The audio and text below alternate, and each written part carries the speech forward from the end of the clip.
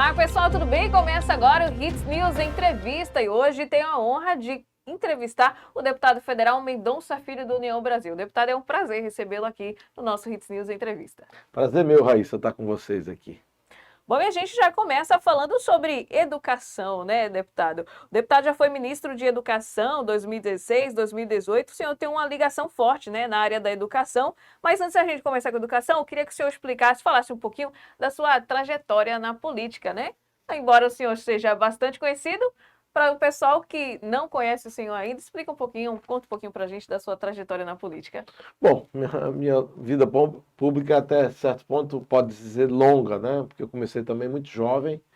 Eu comecei com 20 anos de idade como deputado estadual. Aos 24 fui reeleito e virei secretário de Estado do então governo Joaquim Francisco.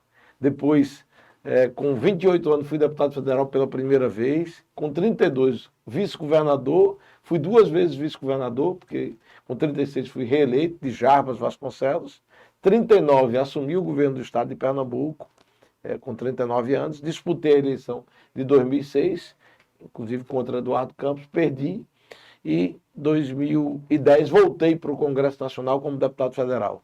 E como membro do parlamento, eu virei ministro da Educação quando eu tinha 49 anos de idade. Então, eu tenho uma trajetória, eu diria, de uma caminhada longa, de muito trabalho, passando ora pelo Executivo, ora pelo Legislativo. Posso dizer que em todos os cargos que eu ocupei, procurei fazer o bem pelo povo e trabalhar por Pernambuco.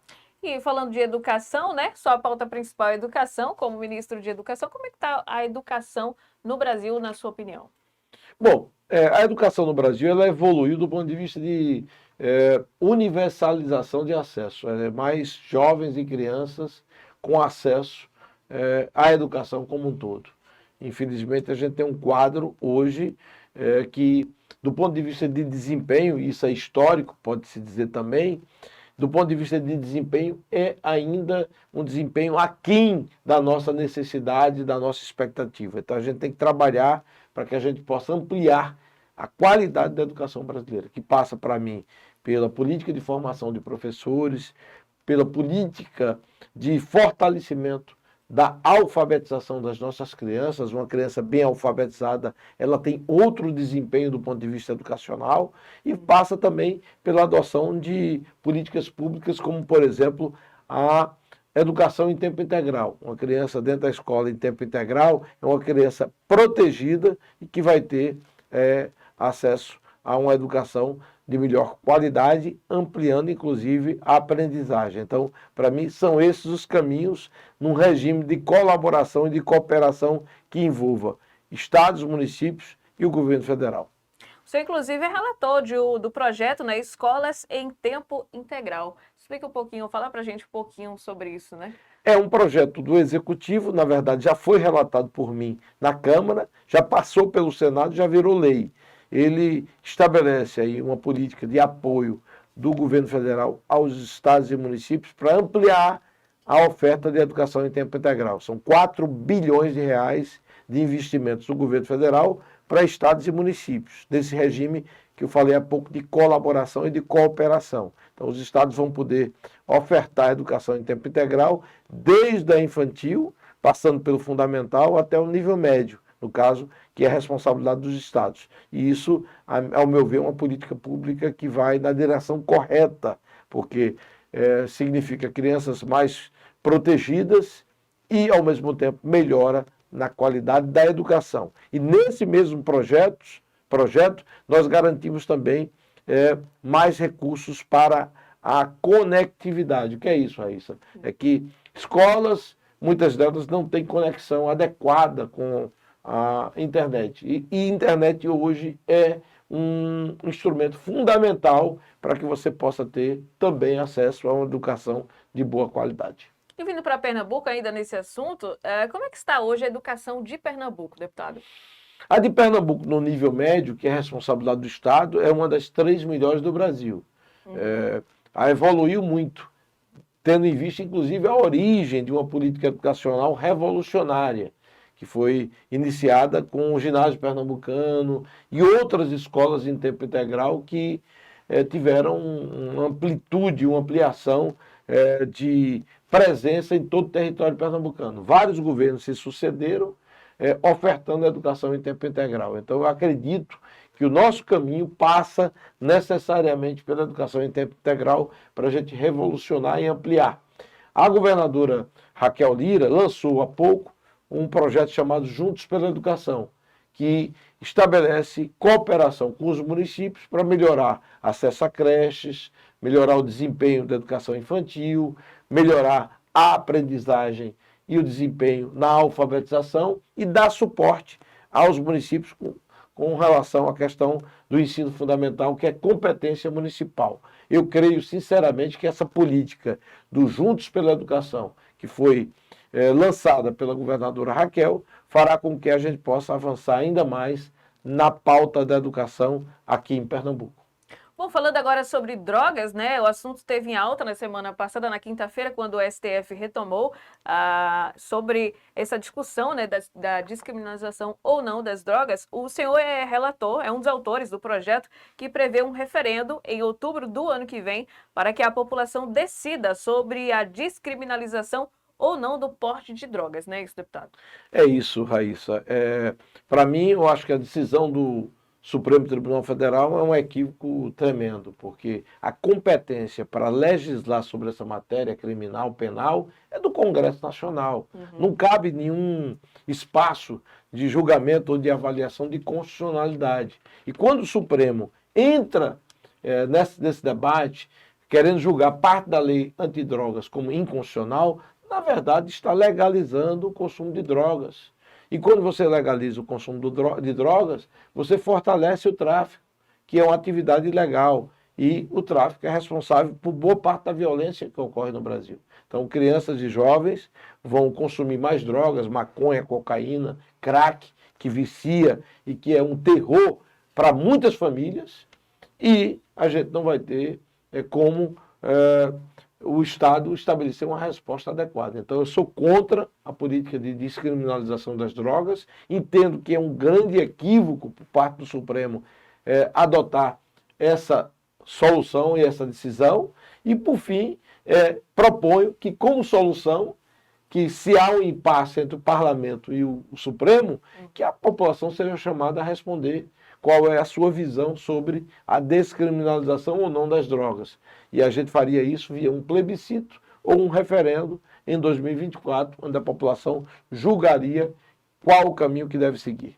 Bastante importante isso, né? O senhor também apresentou um projeto na Câmara dos Deputados para garantir a Pernambuco a competência no ordenamento e gestão urbanística da Ilha Fernando de Noronha, né? Explica para a gente, para os nossos queridos espectadores, o que é esse projeto, né? O que é esse projeto, deputado? É porque houve um debate intenso sobre se Fernando de Noronha pertencia ou não a Pernambuco. E foi até parar no Supremo Tribunal Federal. E com esse debate houve depois um acordo envolvendo o Estado de Pernambuco, o governo federal, e o próprio Supremo Tribunal Federal, devolvendo a autonomia da ilha ou reforçando ao Estado de Pernambuco. Então, essa proposta legislativa ela vai ao encontro desse acordo, ou seja, fortalece que o poder regulamentador da ilha de Fernando de Noronha pertence a Pernambuco. E aí a gente está reforçando justamente o domínio, o comando e a responsabilidade sobre a ilha, que é um patrimônio cultural, é um patrimônio ecológico brasileiro, mas sobretudo pernambucano.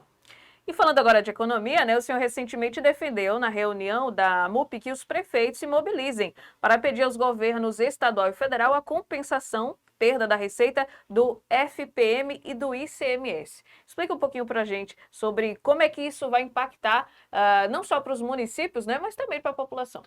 Tem município que perdeu, em termos de renda, cerca de 30% da sua receita no último mês. Então, os municípios têm responsabilidade em prover recursos para a área de educação, saúde, saneamento básico, infraestrutura básica em qualquer município. Quando você tem uma queda da arrecadação e do repasse dos governos estaduais e governo federal para os municípios, é lógico que você afeta o dia a dia da população, que vai sofrer ainda mais com má qualidade nos serviços prestados pelos municípios. Então, o que eu defendo é que os municípios se mobilizem junto ao governo federal para que a gente possa ter, evidentemente, uma recomposição dessa receita e dessas perdas que estão ocorrendo nas receitas municipais, advindas de FPM, que é Fundo de Participação Municipal, que vem do Imposto de Renda e do Imposto sobre Produtos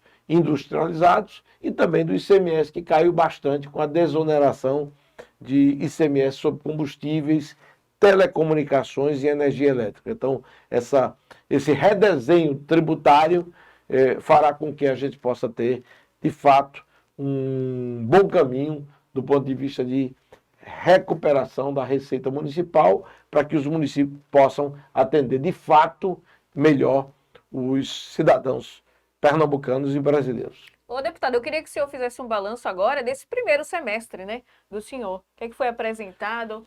Bom, Raíssa, eu acho que eu tive um desempenho bastante positivo, né? Atuei, você citou alguns projetos, fui relator de um projeto importante, que é o projeto de educação em tempo integral para todo o Brasil, Sim. garantindo 4 bilhões de reais de investimento e ampliação fortemente das vagas para a educação infantil até o nível médio. Apresentei propostas legislativas interessantes, como a que consagra e reforça o domínio da ilha de Fernando de Noronha ao estado de Pernambuco. Entramos no debate sobre as drogas, propondo o plebiscito, o referendo, para proteger as nossas crianças e jovens, e atuamos sempre na busca de equilíbrio financeiro e crescimento econômico para o Brasil. Se o Brasil não tiver crescimento, evidentemente que a gente vai ter mais dificuldade para o nosso povo. Então a gente precisa ter controle da inflação de um lado, para que os preços dos produtos e serviços não subam bastante, e ao mesmo tempo geração de empregos, que é sempre uma necessidade da nossa população. Com certeza. Qual a sua avaliação do governo Raquel Lira e a Priscila Krause, deputado? Eu acho que Raquel e Priscila estão fazendo um esforço grande para recuperar Pernambuco. Pernambuco perdeu muito espaço nesses anos de PSB e hoje tem a responsabilidade, sob o comando de Raquel, de retomar a sua posição do ponto de vista política a nível nacional e a nível local. Ela tem lançado projetos, para mim, que estão sintonizados com a necessidade do nosso povo, como, por exemplo, Juntos pela Educação.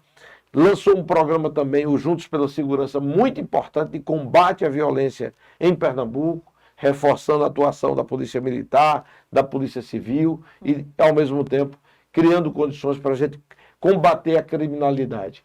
Restaurou as condições de investimento na infraestrutura física do Estado, estradas que estão absolutamente aí sucateadas, foram abandonadas, onde quer que se ande em Pernambuco, a buraqueira está tomando conta das estradas estaduais e ela precisa investir para que a gente possa recuperar. E, finalmente, está se devolvendo a credibilidade para que a gente possa atrair investimentos privados, porque com empresas investindo em Pernambuco, a gente vai ter mais geração de oportunidade de renda e de emprego para a nossa população.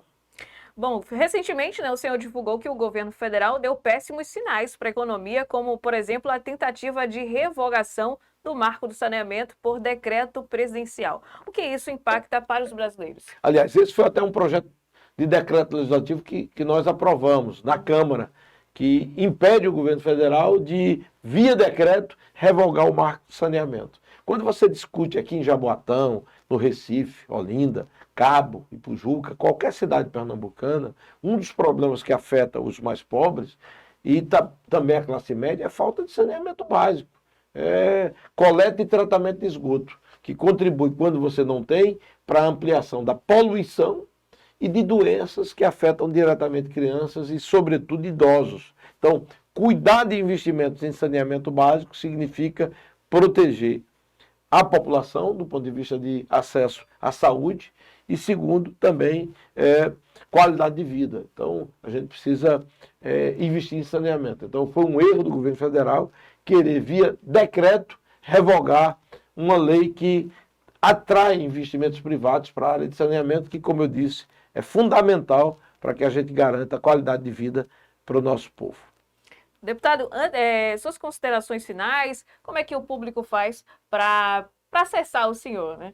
Bom, eu me comunico com todo cidadão muito pelas redes sociais. Então, quem puder me acompanhar via minhas redes sociais, eu agradeço, né? Temos aí o Mendonca Filho PE no Instagram, o Mendonca Filho, que você acha também no Facebook, e o Mendonca Filho, que você também acha no Twitter. Então, estou, inclusive, também no TikTok. Olha aí.